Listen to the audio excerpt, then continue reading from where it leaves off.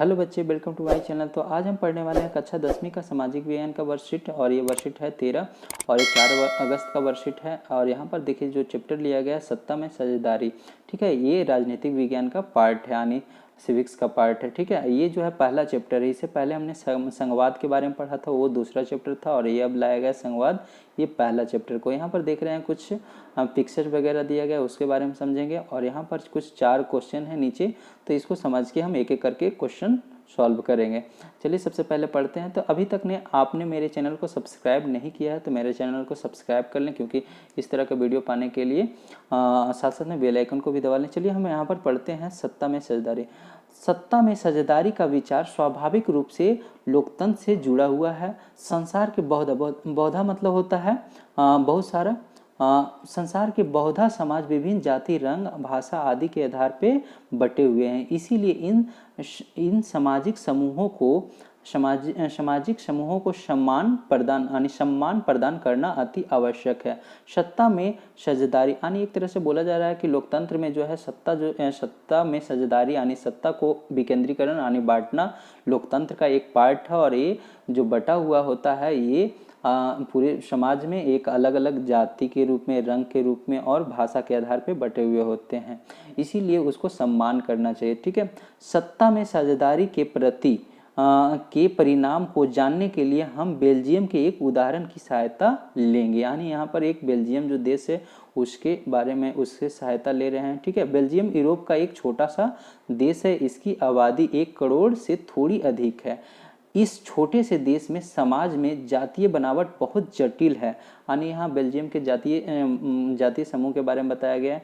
चलिए यहाँ पर देखते हैं। यहाँ की 59% यानी पूरे में 59% आबादी फ्लेमिश क्षेत्र में रहते हैं, यानी जगह का नाम है फ्लेमिश क्षेत्र में रहते हैं और डच भाषा बोलते हैं। ठीक है, यानी जो फ्लेमिश क्षेत्र में रहते हैं 59% वो फ्लेमिश क्षेत्र में रहते हैं और साथ में क्या बोलते हैं, डच भाषा का प्रयोग करते हैं। लगभग 40% आबादी वोलोनिया क्षेत्र में रहते हैं, यानी वेलोनिया क्षेत्र में रहते हैं और फ्रेंच भाषा बोलते हैं। राजधानी ब्रुसेल्स में 80% आबादी फ्रेंच बोलते हैं, यानी जो राजधानी ब्रुसेल्स में रहते हैं वहाँ जो लोग रहते हैं उसका 80% लोग फ्रेंच बोलते हैं, जबकि 20% डच भाषी हैं। ठीक है, तो यहाँ पर आगे देखते हैं। अल्पसंख्यक फ्रेंच भाषी लोग तुलनात्मक रूप से ज़्यादा समृद्ध हैं। यानी एक तरह से कहें तो यानी जो अल्पसंख्यक का मतलब होता है अधिक संख्या में कौन था, ये 59%, यानी एक तरह से आबादी में सबसे ज़्यादा, तो ये हो गया अल्पसंख्यक नहीं, और जो कम होता है उसको अल्पसंख्यक बोलते हैं।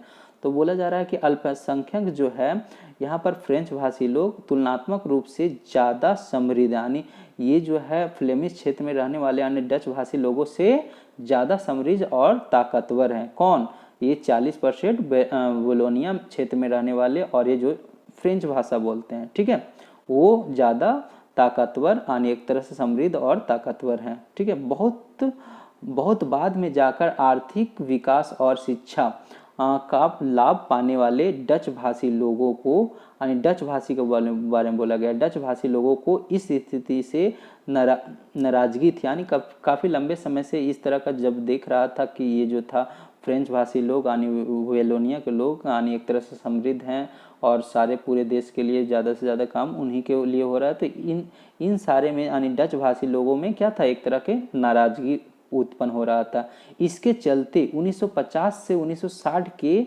दशक में फ्रेंच और डच बोलने वाले समूहों के बीच तनाव बढ़ने लगा। यानी एक तरह से 1950 से 60 यानी ये सारा ये आपस में समृद्धि के कारण यानी जो फ्रेंच लोग थे समृद्धि और ताकतवर थे, इसी कारण जो डच भाषी लोग थे उन दोनों में आपस में टकराव बढ़ने लगे।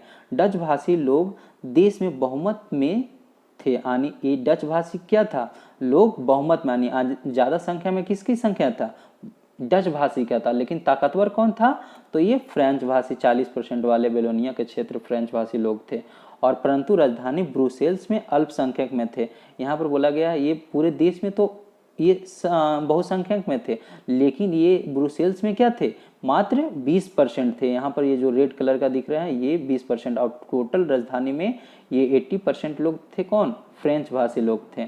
ठीक है, ये ब्रुसेल्स का फिगर यानी ये चित्र दिया गया, यानी एक उसका ब्रुसेल्स का मैप दिया गया है, उसमें इसमें दिखाया गया है। देखिए 59% आपका डच यानी ये डच स्पीकर हैं और 40% फ्रेंच स्पीकर और जर्मन स्पीकर 1% यानी इसमें पूरे देश के अंदर। और ये तो आपको अभी भी बताएं कि ये ब्रुसेल्स में जो राजधानी है उसमें 20% लोग बोलते हैं, डच बोलते हैं, और फ्रेंच को बोलने वाले हैं 80%। ठीक है, चलिए यहाँ पर देखते हैं।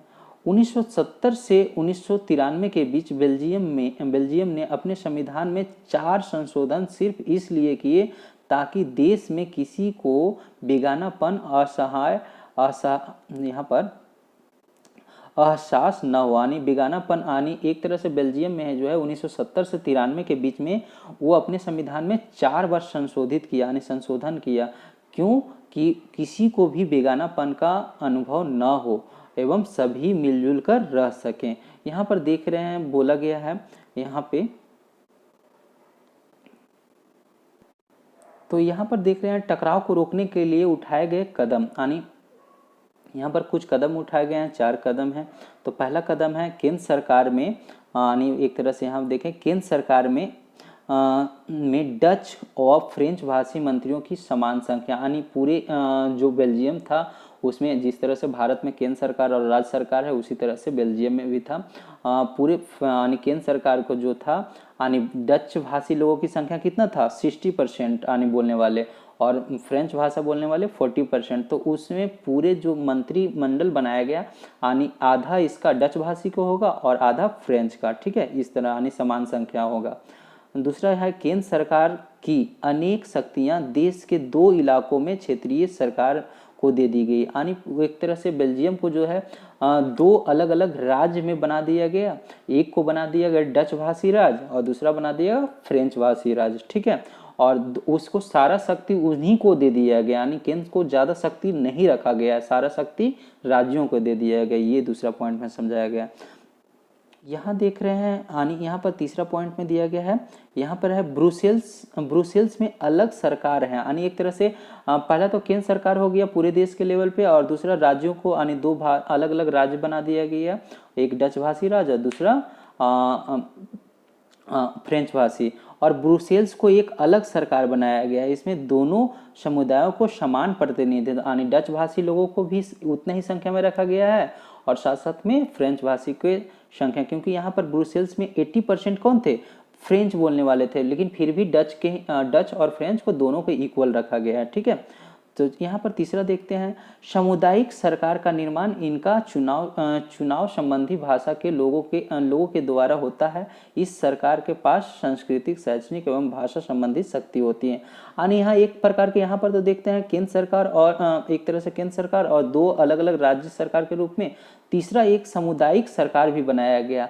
इसके अंदर क्या होता था कि जो एक भाषा जैसे बोलते थे वो किसी भी पूरे देश में कहीं भी होते थे, वो उस भाषा के लोगों को चुनाव कर सकते हैं। ठीक है, या चाहे डच का हो तो डच के लोग और चाहे फ्रेंच का हो तो फ्रेंच के लोग, इस तरह का चुनाव करते थे। और इनका मुख्य काम क्या था, इन सरकार के पास क्या था अधिकार, यानी सांस्कृतिक, शैक्षणिक एवं भाषा संबंधी शक्तियां था, यानी इनका मतलब देख रेख उनके ऊपर था। ठीक है, तो यहाँ पर अब क्वेश्चन करते हैं। यहाँ पर पहला क्वेश्चन है बेल्जियम की जातीय बनावट पर एक संक्षिप्त नोट लिखिए। तो जातीय बनावट आप ऊपर में यहाँ पर देखेंगे पूरी तरह से यहाँ पर ही एक तरह से दे सकते हैं कि यहाँ से शुरू कर सकते हैं। यहाँ की 59% आबादी फ्लेमिश क्षेत्र में रहते हैं और डच भाषा बोलते हैं। लगभग 40% आबादी वेलोनिया क्षेत्र में रहती है और फ्रेंच भाषा बोलते हैं। राजधानी ब्रुसेल्स में 80% फ्रेंच भाषी जबकि 20% डच भाषी बोलते हैं। यहाँ तक आप लिख सकते हैं। ठीक है, यहाँ से शुरू करेंगे, आप यहाँ से तक लिख सकते हैं। ठीक है, तो पहला का तो हो गया। दूसरा है टकराव से बचने के लिए बेल्जियम सरकार ने क्या क्या कदम उठाए। तो यहाँ पर देख रहे हैं 4 कदम ये जो उठाए हैं, ये सारा पॉइंट आप डिनोट कर देंगे। ठीक है, यानी ये लिख देंगे कि टकराव से बचने के लिए बेल्जियम सरकार ने इन सारे उपाय यानी कदम उठाए, तो ये 4 पॉइंट आप लिख देंगे। तो ये हो गए हैं।